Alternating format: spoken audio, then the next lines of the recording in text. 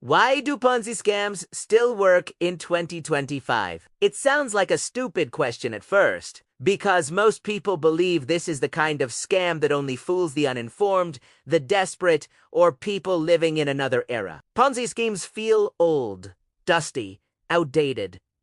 Something you'd recognize instantly, something you'd never fall for. And that confidence is exactly why they keep working. Every year, billions of dollars disappear into schemes built on the same structure that existed over 100 years ago. No innovation required. No new trick. Just human behavior doing what it has always done. And the uncomfortable truth is this: most victims don't realize they re-inside a Ponzi while it is happening. Some don't even realize it when it's already falling apart. That's because modern Ponzi schemes don't rely on obvious lies. They rely on adaptation, on camouflage. And they always begin the same way, with something that feels harmless, even smart. Trust. Every successful Ponzi attaches itself to something people already believe in. It doesn't introduce itself as a scam. It shows up as opportunity, as education, as community, as an insider system you were lucky to discover early. In 2025, Ponzi schemes rarely promise insane wealth up front. They promise something far more seductive: stability, consistency, safety, steady return that feels reasonable, predictable, responsible.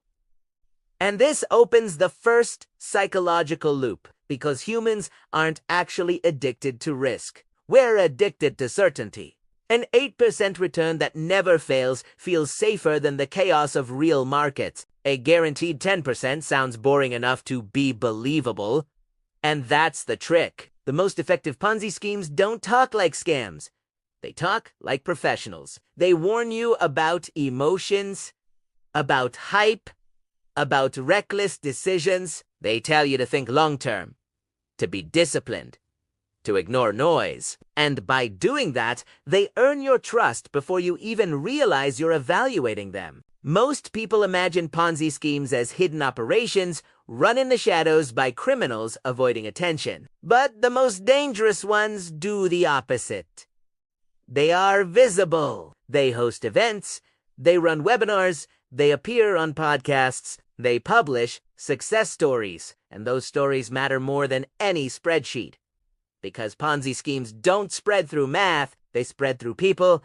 Early participants receive real payouts, not fake ones. Real money. That's not an accident. It's the foundation of the entire system. Those payouts create screenshots, testimonials, confidence, and once someone you trust tells you they're making money consistently, your brain quietly shifts gears. You stop asking, "Is this real?" and start asking, "Why am I not in this yet?" That moment is critical, because from there on, skepticism starts to feel like hesitation. And hesitation feels like missing out. What makes modern Ponzi schemes even more effective is how seamlessly they blend into existing financial narratives. They don't invent ideas anymore. They attach themselves to whatever people already want to believe in. Crypto, real estate, AI, trading bots, foreign exchange, private credit, exclusive funds. The structure never changes. Only the wrapper does. And that wrapper allows the scheme to hide in plain sight, mixed into legitimate conversations about wealth, entrepreneurship, and investing. Because parts of it sound familiar. Victims convince themselves they understand it, even when they don't. That illusion of understanding is powerful. It creates a false sense of control. But the real reason Ponzi scams keep working has less to do with money and more to do with identity. The moment someone invests, they don't just commit capital, they commit belief. Defending the system becomes a way of defending themselves. This opens the second loop. Criticism stops feeling helpful and starts feeling personal. Warnings sound like attacks. Doubters are dismissed as negative, ignorant, or jealous. And organizers don't even need to say this out loud. The culture forms naturally. Inside the system, there's optimism, confidence, belonging. And belonging is strong enough to override evidence. Red flags don't disappear. They get rebranded. Delayed withdrawals become temporary issues. Lack of transparency becomes proprietary strategy. And the longer the scheme survives, the stronger this psychological shield becomes. That's why some people keep defending Ponzi schemes even after authorities step in. The collapse doesn't feel real yet, and that leads to the part most outsiders never see. Ponzi schemes rarely collapse overnight. They decay. Withdrawals slow down.